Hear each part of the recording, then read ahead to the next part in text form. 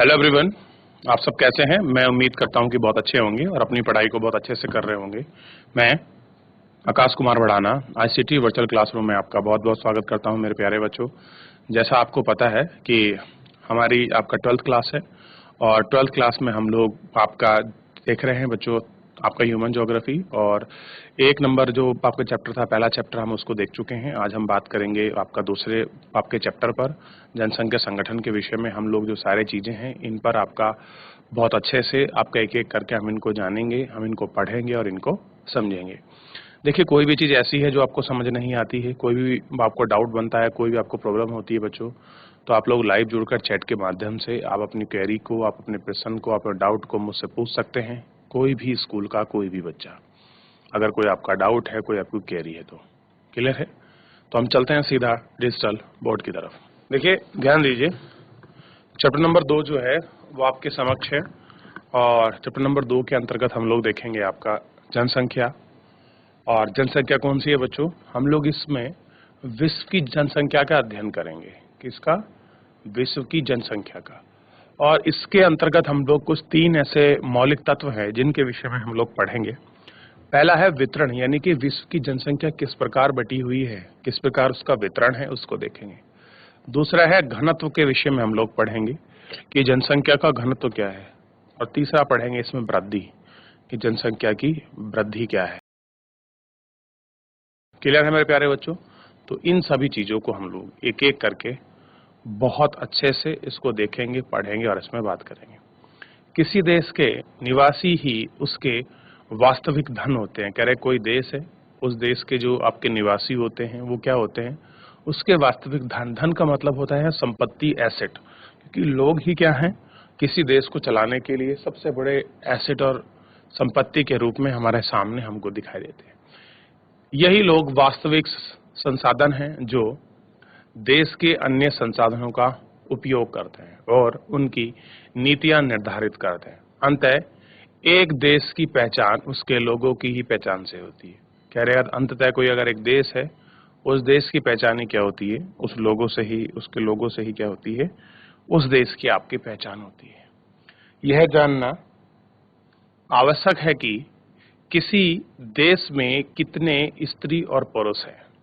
कह रहे कोई भी अगर आपका देश है, उस देश में यह जानना आवश्यक है कि आपके कितने स्त्री हैं और उसमें कितने क्या हैं? पुरुष है। ये जानना कैसा है? आपका जरूरी है। प्रतिवर्ष कितने बच्चे जन्म लेते हैं, और ऐसा क्या है कि प्रतिवर्ष जो है आपके कितने बच्चे आपके जन्म ले रहे हैं, ये सारी चीजें जानना कैसा होता है? बेहद आपका जरूरी होता है, ताकि इनका हमको सही जो मात्रा में रेशियो है वो आपका पता चल सके। कितने लोगों की मृत्यु होती है और कैसे? क्या वे नगरों में रहते हैं अर्थात गांव में? वो कहाँ रह रहे हैं? वो आपके नगरों में रह रहे हैं या फिर गांव में रह रहे हैं? क्या वे पढ़ और आपका लिख सकते हैं तथा क्या वे काम कर सकते हैं? यही वे तथ्य हैं जिनके बारे में हम कई बार कई इकाइयों में अध्ययन करेंगे। और क्या कर चुके हैं? कई बार कई चीजों में हम लोग इकाइयों में इसका क्या कर चुके हैं?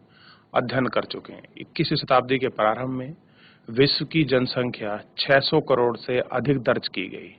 कह रहे 21वीं जब आपकी सदी थी, 20th जब आपकी सेंचुरी हमको मिली, तो उस समय आपके पूरे विश्व की अगर हम जनसंख्या काउंट करें तो 600 करोड़ से भी अधिक दर्ज की गई। आप सोचिए कि विश्व में अगर हम लोग सारी जनसंख्या को देखेंगे तो कितने बड़े मार्क्स लेवल पर लोग आपका रह रहे हैं। हम जनसंख्या के वितरण घनत्व के प्रतिरूप की विवेचना करेंगे कि जनसंख्या का वितरण क्या है, जनसंख्या का घनत्व क्या है, उसके प्रतिरूपों की, उसके सारी चीजों की आपका हम क्या करेंगे? उनको विवेचना करेंगे। क्या करेंगे? आपका विवेचना करेंगे। ठीक, आपको ध्यान देना है। लोग कुछ निश्चित प्रदेशों में ही क्यों रहना चाहते हैं और अन्य प्रदेशों में क्यों नहीं? अब देखिए, एक प्रश्न है कि लोग एक निश्चित ही आपका प्रदेश में क्यों रहना चाहते हैं, कहीं और क्यों नहीं रहना चाहते। इसके विषय में भी हम लोग इसमें आपका बात करेंगे। और देखिए, विश्व की जनसंख्या असमान रूप से वितरित है, यानी कि अलग अलग तरीके से उसका डिवाइडेंट है। एशिया की जनसंख्या संबंधित जॉर्ज बी क्रेसी की टिप्पणी। कह रहे विश्व की जनसंख्या के ऊपर जॉर्ज बी क्रेसी हुए हैं, एक उनकी अपनी टिप्पणी है, उस पर लिखा है एशिया में बहुत अधिक स्थानों पर कम लोग और कम स्थानों पर बहुत अधिक लोग रहते हैं। कह रहे एशिया में, एशिया एक महाद्वीप है, जिस महाद्वीप में हम लोग निवास करते हैं, इसके बारे में जॉर्ज बी क्रेसी की टिप्पणी है कि कैसा है, बहुत कम स्थान पर, बहुत अधिक स्थान पर क्या है, बहुत कम लोग हैं। यानी कि स्थान बहुत ज्यादा है, यानी कि स्पेस बहुत ज्यादा है और लोगों की संख्या बहुत कम है। लेकिन उसके अलग अगर दूसरा कथन पढ़े तो स्थान कम है, यानी कि जगह जो कम है और लोग कैसे हैं, बहुत ज्यादा हैं। तो इस तरह की जो वाक्य चीजें हैं ये हमको आपका देखने के लिए आपका मिली। ठीक, ये आपको थोड़ा सा ध्यान रखना है। ठीक, चलिए, और के विषय में हम लोग क्या करेंगे, एक एक करके हम लोग सारी चीजों पर आपकी बात करेंगे और एक एक कोई हम इसमें वाक्य देखेंगे। क्लियर है? चलिए, तो इन सब चीजों को आपको ध्यान रखना। विश्व के जनसंख्या वितरण प्रारूप के संबंध में यह सत्य है। कह रहे कि जनसंख्या जो संगठन का प्रारूप है उसके विषय में यह सत्य है। विश्व में जनसंख्या वितरण का स्वरूप, कि विश्व में आपके जनसंख्या वितरण का क्या स्वरूप है, उसके विषय में हम लोग आपका पढ़ेंगे और उसके विषय में हम लोग आपका देखेंगे और उसी के विषय में हम लोग आपका जानेंगे। जनसंख्या के वितरण और घनत्व के प्रारूप हमें किसी क्षेत्र की जननांकीय विशेषता को समझाने में मदद करते हैं। जनसंख्या वितरण शब्द का अर्थ भूस्पष्ट पूर्व लोगों को किस प्रकार वितरित है, इस बात से लगाया जा सकता है कि मोटे मोटे तौर पर विश्व की जनसंख्या 90% के 10% स्थल भाग में निवास करती है। कह रहे कि हम इस बात से मोटे मोटे तौर पर लोगों के वितरण संबंधी चीजों के बारे में पता लगा सकते हैं। उसको हम लोग देख सकते हैं कि जो विश्व की जनसंख्या है, विश्व की 90% जनसंख्या कहाँ रहती है, 10% स्थान पर निवास करती है। यानी कि 90% लोग अर्थ की 10% जो एरिया है उस पर क्या करते हैं, आपका निवास करते हैं। ठीक है, ये आपको पता होना चाहिए। यानी कि लोगों में निवास करने वालों की संख्या हम लोगों को बहुत अलग हमको दिखाई दे रही है। ठीक, और हमें इसको देखना चाहिए और इसको समझना चाहिए। विश्व के 10 सर्वाधिक आबाद देशों में विश्व के लगभग 60% जनसंख्या निवास करती है। कह रहे विश्व के 10 देश ऐसे हैं जिन देशों में सर्वाधिक आपकी जनसंख्या है और कह रहे हैं कि विश्व की 60% जनसंख्या लगभग क्या करती है, यहीं पर आपका, इन्हीं में आपका निवास करती है। इन 10 देशों में 6 एशिया में अवस्थित है। एशिया के इन 6 देशों को पहचानिए। कह रहे कि ये ऐसे 6 देश है जो इनमें अवस्थित हैं। कह रहे इनको पहचानना है। सबसे पहले देखिए आपका मैक्सिको मिलेगा। अब हम बात करते हैं ऊपर से नीचे से, ये तो नीचे के क्रम में। देखिए सबसे जनसंख्या में आगे है आपका चाइना। कौन? चीन। अब देखिए ना तो ये 1200 के बीच में है और 1200 और आपके 1400 के बीच में है, लगभग पौने 1400 के लपेट तक ये जाएगा। इसके बाद नंबर है भारत का, मतलब आपके 1250, यानी कि 1200 से ऊपर है। इसके बाद है संयुक्त राज्य अमेरिका, उसके बाद है इंडोनेशिया, उसके बाद है ब्राजील, उसके बाद है पाकिस्तान, उसके बाद है नाइजीरिया, उसके बाद है बांग्लादेश, उसके बाद है रूस और फिर उसके बाद है मेक्सिको।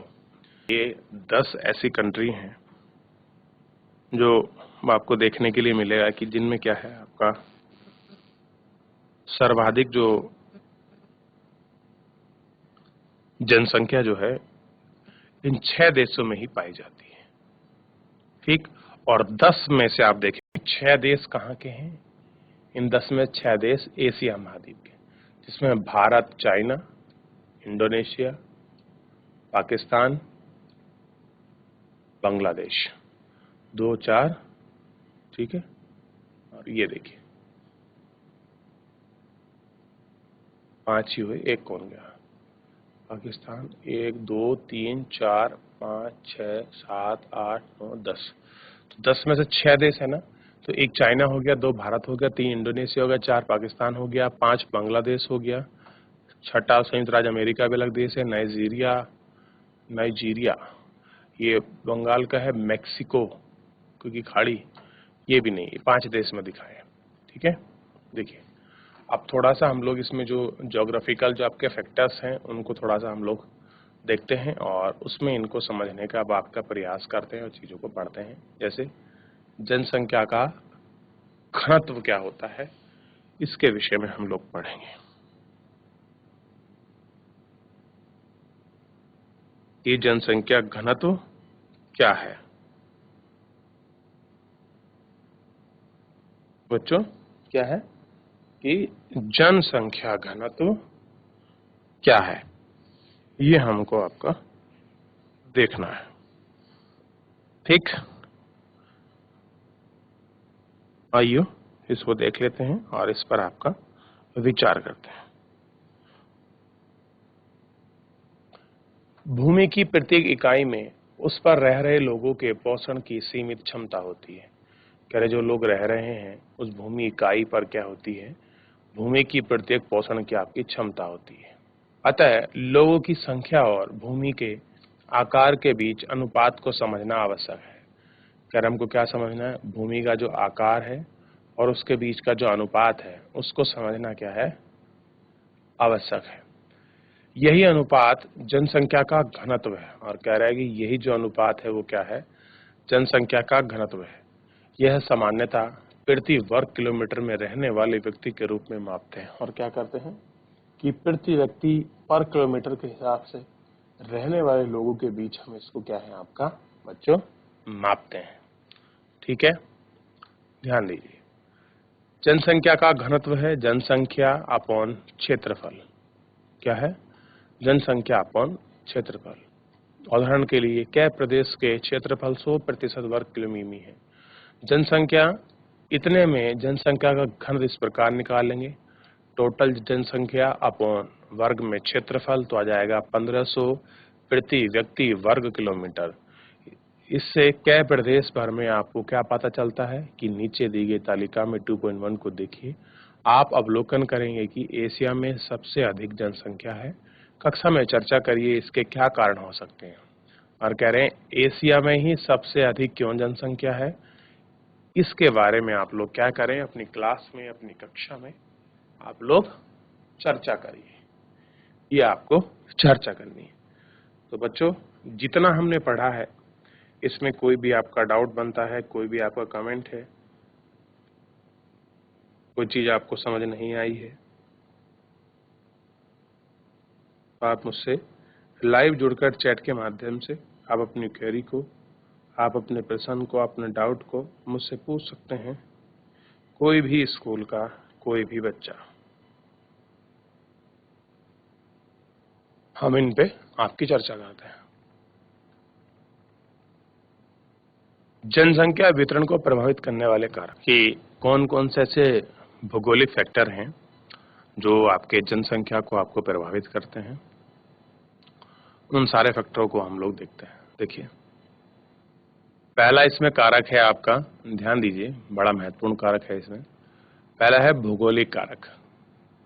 और भौगोलिक कारक में भी पहला कारक है जल की उपलब्धता, यानी कि किसी क्षेत्र में जनसंख्या का अधिक पाया जाना, कम पाए जाने में कौन कौन से फैक्टर वेरी करते हैं, उन फैक्टरों में एक फैक्टर है आपका जल की उपलब्धता। देखिए जिस क्षेत्र पर जल हमको आसानी से उपलब्ध होगा, जहाँ सिंचाई के लिए, पीने के लिए, लोगों को जीवन जीने के लिए जो जल सबसे अधिक महत्वपूर्ण है वो अगर आसानी से उपलब्ध होगा तो ऐसे क्षेत्र में आपको क्या मिलेगी, जनसंख्या अधिक मिलेगी। एग्जाम्पल समझ सकते हो गंगा यमुना का दोआब, जितना आपको नदियों के पास पड़ोस के रीजन में आपको जनसंख्या घनत्व यानी कि जनसंख्या अधिक बसाव मिलेगा और इतना कहीं नहीं मिलेगा। आप देख सकते हैं कि राजस्थान में कम बसाव है, जबकि गंगा का जो आपका दोआब वाला क्षेत्र है, जो उसके तटवर्ती इलाके हैं, उनमें आपका क्या है बच्चों, बहुत अधिक आपका जनसंख्या का बसाव है।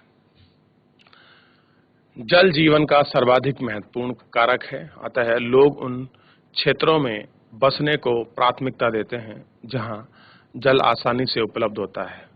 जल का उपयोग पीने, नहाने और भोजन बनाने के साथ साथ पशु और फलों, उद्योगों तथा नौ संचालन में किया जाता है। यही कारण है कि नदी घाटी विश्व के सबसे घने बसे हुए क्षेत्र हैं।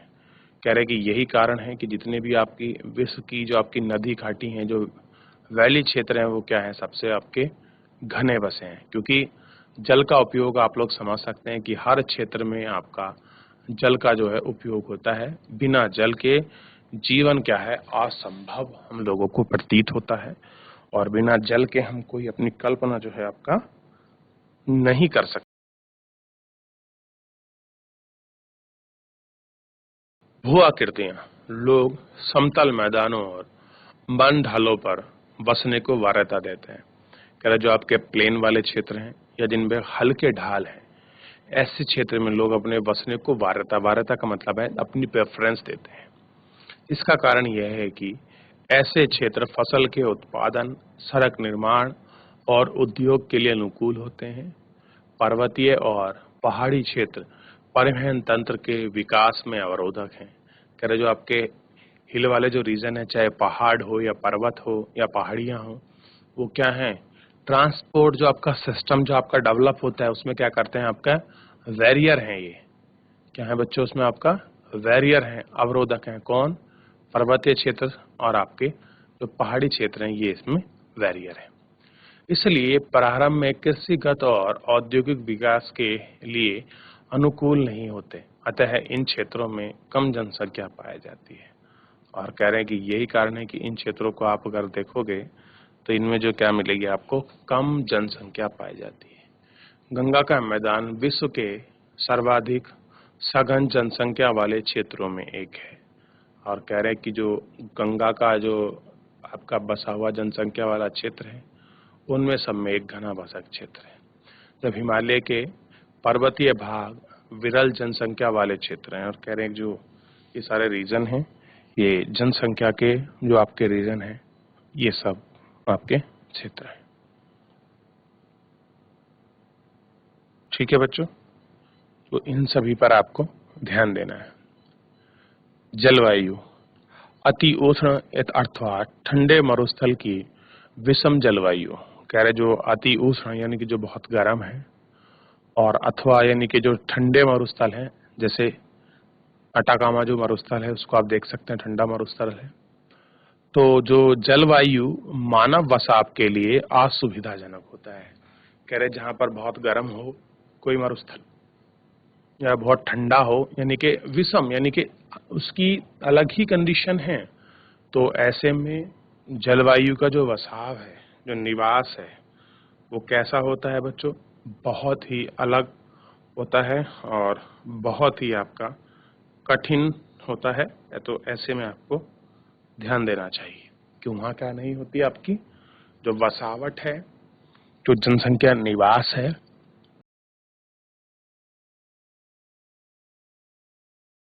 वो आपका जो है नहीं होता है। ठीक, सुविधाजनक जलवायु वाले क्षेत्र में अधिक मौसमी जनसंख्या पाई जाती है।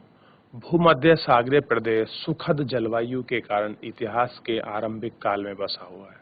कह रहे जहाँ पर मेडिटेरियन क्लाइमेट है, भूमध्य आपकी जलवायु है सागरीय क्षेत्र की, तो यही कारण है कि इतिहास के जो आरंभिक काल हैं, उन कालों में ये इतिहास के रूप में आरंभिक मानव निवास के लिए हमारे सामने है और हमको ये आपका दिखाई दी है। ठीक है, तो ये आपको समझना चाहिए। अब अगला जो हम बात करेंगे मृदा से, लेकिन मृदा से पहले हम लोग एक हमको सारणी दी गई है, इसको हम लोग पढ़ लेते हैं, बड़ी महत्वपूर्ण है। तालिका है 2.1, विभिन्न क्षेत्रों में जनसंख्या घनत्व की, कैसे अलग अलग क्षेत्रों में कैसे अलग अलग आपका जनसंख्या घनत्व पाया जाता है, इस चीज को हम समझ सकते हैं और इसी चीज को हम लोग आपका देख भी सकते हैं। क्लियर है? आइए, Asia, Africa, Europe, Latin America, Caribbean, उत्तरी अमेरिका, ओशियाना, ओशियान, इसको हम लोग आपका देख लेते हैं कि कैसे इनमें आपकी सर्वाधिक जो जनसंख्या है वो आपका पाई जाती है, और इसको हम लोग आपका समझने का प्रयास भी करेंगे। ठीक, तो फिलहाल एक बार इस सारणी को देखिए, और इतना हमने पढ़ा है, इसमें कोई भी आपको डाउट बनता है तो आप मुझसे पूछ सकते हैं। चले आगे देखते हैं और इस पर विचार करते हैं। सबसे पहले देखिए, जो आपकी जनसंख्या है और भू क्षेत्र है, ये वर्ग किलोमीटर में दिया गया है। जनसंख्या 2018 का हमने डाटा को आपका वेरी किया है। घनत्व तो देखना है प्रति व्यक्ति वर्ग किलोमीटर में। विश्व के भाग आपको देखने हैं परसेंटेज, यानी कि आपके प्रतिशत के रूप में, और इन्हीं भागों को और इन्हीं प्रतिशत को हमको समझना है, और इन्हीं को हमें आपका एक एक करके जो है बच्चों सबको बहुत अच्छे से देखना है।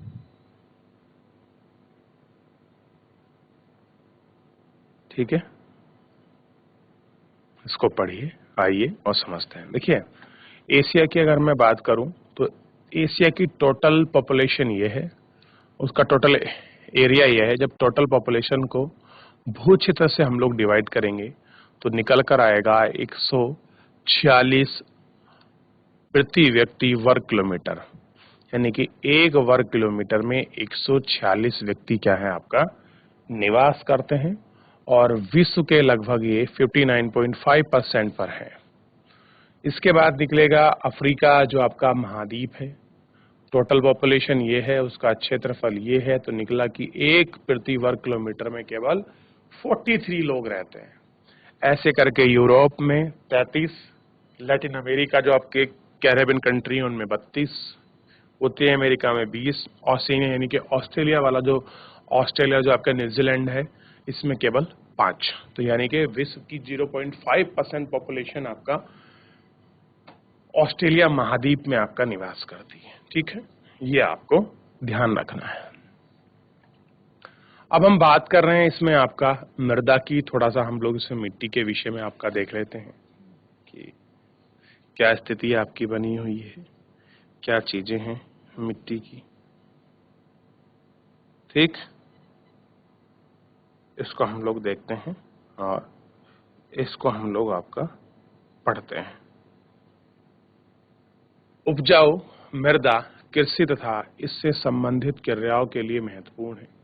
इसके लिए उपजाऊ दोमट मिट्टी वाले प्रदेशों में अधिक लोग निवास करते हैं, क्योंकि ये मृदाएं गहन कृषि का आधार बन सकती हैं। क्या आपको भारत में उन क्षेत्रों का नाम बता सकते हैं जहां कम उपजाऊ मृदा वाले विरल जनसंख्या पाई जाती है? क्या है कि आप क्या उन क्षेत्र को बता सकते हैं जहां पर आपका विरल यानी कि कम जो जनसंख्या है आपको पाई जाती है? देखिए, जिस क्षेत्र पर आपका मिट्टी अधिक उपजाऊ होती है, वहाँ आप लोग देख सकते हैं कि वहाँ की जो जनसंख्या है उसका वो बहुत बड़ा वैरी करती है। जैसे गंगा यमुना की जो मिट्टी है, उसमें दोआब क्षेत्र में अगर आप देखोगे तो वो मिट्टी कैसी है, अधिक उपजाऊ है। और अधिक उपजाऊ होने की वजह से ही क्या है उसमें ये सारी चीजें हैं, क्योंकि मिट्टी अधिक ही उपजाऊ होगी तो वहाँ लोगों के लिए उत्पादन उपज क्षमता जो है वो कैसी होगी, बहुत अधिक होगी। उपज उत्पादन क्षमता की वजह से, जल की पर्याप्तता की वजह से वहाँ की जलवायु सम विषम दोनों स्थिति में आपको नहीं मिलेगी, बल्कि वहाँ हर आपको आपका ऋतु परिवर्तन है वो आपको जो है उसमें ऋतु परिवर्तन आपको दिखाई देगी। और यही ऋतु परिवर्तन जो है आपको इसके सामने हमें आपका निकल कर जो है आपका दिखाई देगा, और हम लोग इसको समझेंगे कि क्या ऋतु परिवर्तन और मिट्टी जलवायु किस प्रकार लोगों के लिए बड़ी आपकी महत्वपूर्ण आपकी बनी हुई है, और कैसे वो महत्वपूर्ण जो फैक्टर है क्या पैरी करती है। देखिए, उपज मृदा कृषि तथा इसमें संबंधित क्रियाओं के लिए महत्वपूर्ण है, इसलिए उपज दोमट मिट्टी वाले प्रदेश में अधिक लोग निवास करते हैं। कह रहे कि जिस क्षेत्र में दोमट मिट्टी अधिक पाई जाती है वहां क्या करते हैं, जो लोग हैं वो अधिक आपका निवास करते हैं, क्योंकि ये मृदाएं गहन कृषि का आधार बन सकती हैं। और कह रहे कि यही कारण है तो ये आपकी मृदाएं हैं, जो आपकी मिट्टी हैं, ये क्या हो सकती हैं, गहन कृषि का जो है आधार आपका बन सकती है। क्या आप भारत में उन क्षेत्र के नाम बता सकते हो जहां पर क्या है, कम उपजाऊ मृदा के कारण विरल जनसंख्या है? जहां पर आप लोग देखेंगे कि जनसंख्या बहुत कम है, विरल जनसंख्या है, और आपको क्या देखने को मिलता है वहां, जनसंख्या आपको कम देखने के लिए मिलती है, जहां हल्की जनसंख्या पाई जाती है। अब देखिए, जो हमारे रेगिस्तानी क्षेत्र हैं, जहाँ की मिट्टी अच्छी है, मतलब रेतीली है, वहां पर कम हमको मिलेगा। दूसरा, जो हमारे ऐसे क्षेत्र हैं जहां पर आपका बर्फ अधिक पड़ती है, जो ऊंचाई वाले क्षेत्र हैं, उन क्षेत्रों पर भी ऊंचाई पर जो अधिक पड़ती है, तो ऐसी जगह पर हम लोग आपका देख सकते हैं कि कैसे आपका जो ये सारी चीज है जो हमको आपका देखने के लिए मिल जाती है। ठीक, तो आप इनको देख सकते हैं बच्चों। तो आज के इस भाग का लेक्चर के अंतर्गत जितनी चीजों को हमने पढ़ा है और इसमें जितनी चीजों को हमने रिवीजन किया है, एक बार हम लोग पुनः देख लेते हैं, क्योंकि लेक्चर आपका जो समय है वो आपका समाप्त होने जा रहा है। देखिए, आज के इस लेक्चर के अंतर्गत हमने जनसंख्या वितरण के स्वरूप को पढ़ा, जनसंख्या वितरण के स्वरूप के साथ जनसंख्या घनत्व को पढ़ा, और घनत्व इत्यादि पढ़ने के बाद हमने इन सारे चीजों को, इन सारे फैक्टर्स को हम लोगों ने बहुत अच्छे से इसमें देखा मेरे प्यारे बच्चों। तो बच्चों, आज के लिए इतना ही, मिलते हैं नेक्स्ट लेक्चर में। आप तब तक इस चैप्टर को अच्छे से रिवीजन करिए, जनसंख्या वितरण को और घनत्व को पढ़िए। इसमें कोई भी आपको डाउट बनता है तो आप मुझसे नेक्स्ट लेक्चर में लाइव जुड़कर चैट के माध्यम से आप अपनी क्वेरी को, अपने प्रश्न को मुझसे पूछ सकते हैं, कोई भी स्कूल का कोई भी बच्चा। तो फिलहाल आपके लिए इतना ही, मिलते हैं नेक्स्ट लेक्चर में। तब तक अपना ध्यान रखिए, स्वस्थ रहिए, अपनी पढ़ाई को बहुत अच्छे से करते रहिए। मुझसे जुड़ने के लिए आपका बहुत बहुत धन्यवाद।